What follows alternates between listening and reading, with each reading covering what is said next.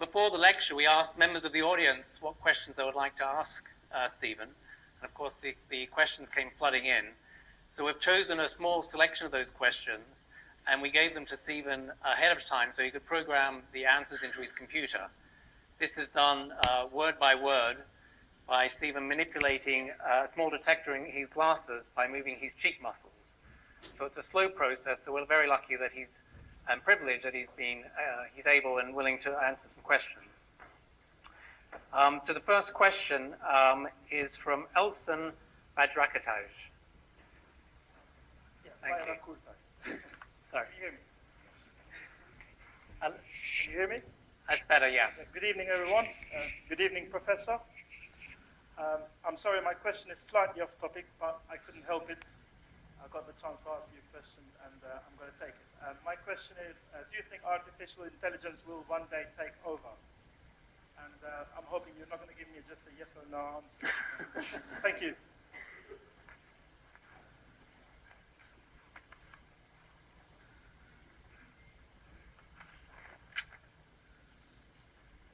I think there's no qualitative difference between the brain of an earthworm and a computer.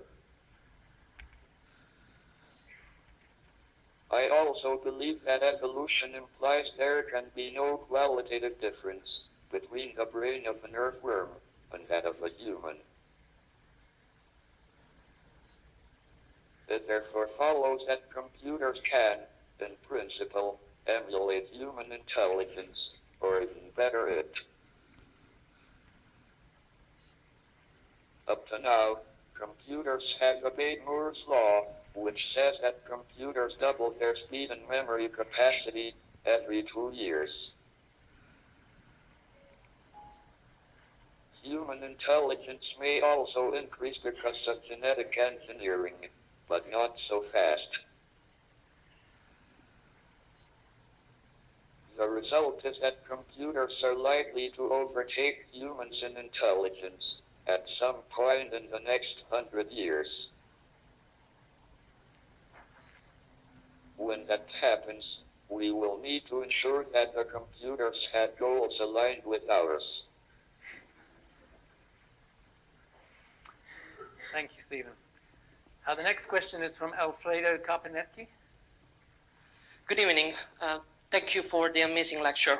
My question is, what do you consider is going to be the next big discovery from the Large Hadron Collider?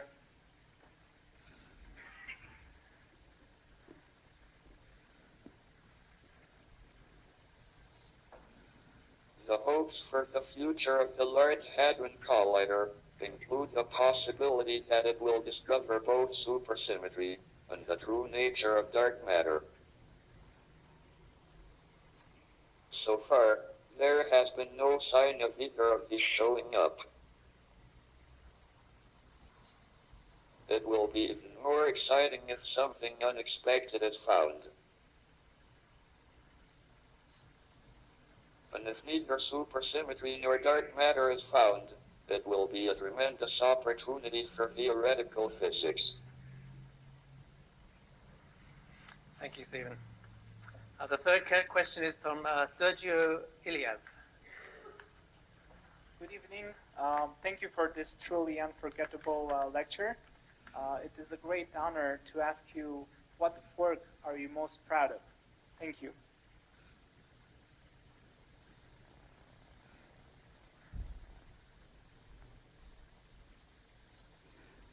I would like to be remembered for my work on Hawking radiation and entropy of black holes.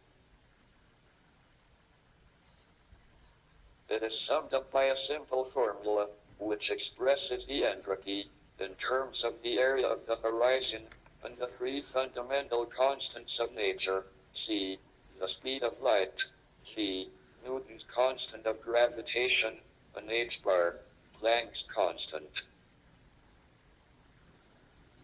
I am proud to have discovered it.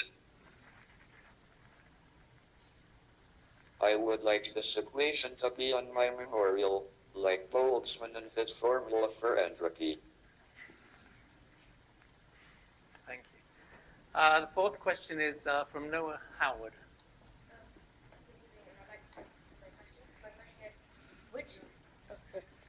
My question is, which big questions within the field of physics do you think will get resolved in the next 10 years?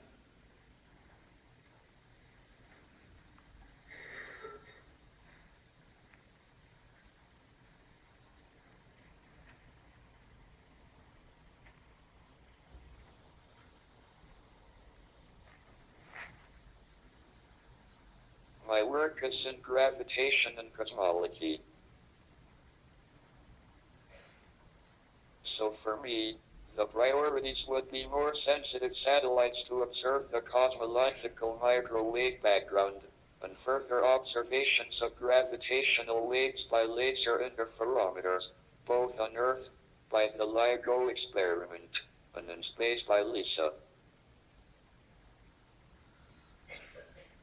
Measurements of the cosmological microwave background will enable us to test key predictions of inflation, the theory that the early universe had a period of accelerated expansion.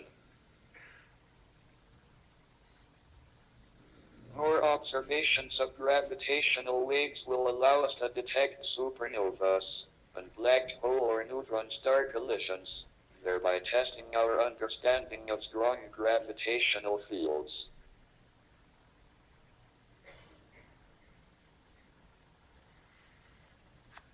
Next question comes from Amin Ben Brahim. Hello, Professor, and thank you for this truly memorable lecture. My question is, do wormholes exist, and what would be their significance?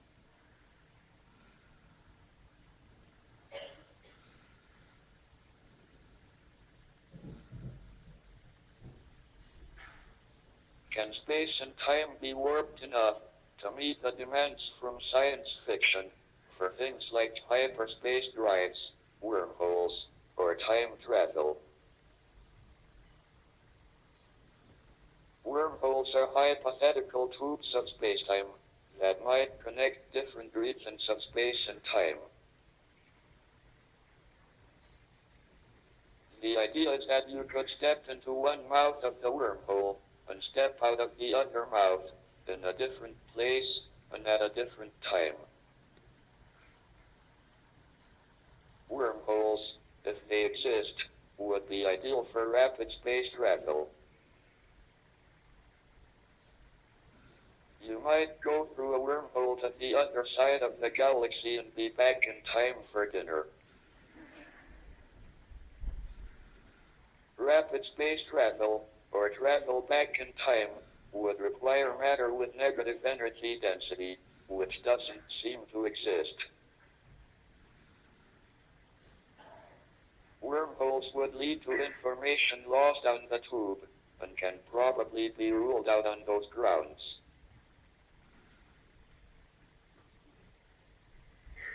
The final question this evening is from Sabian Rankenhart.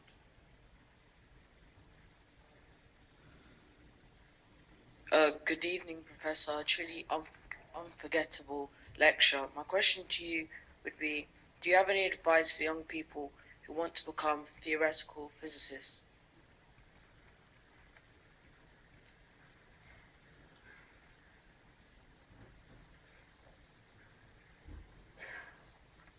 It's a great time to be alive and doing research in theoretical physics. My advice to young scientists is to be curious and try to make sense of what you see. We live in a universe governed by rational laws that we can discover and understand. Despite recent triumphs, there are many new and deep mysteries that remain for you to solve.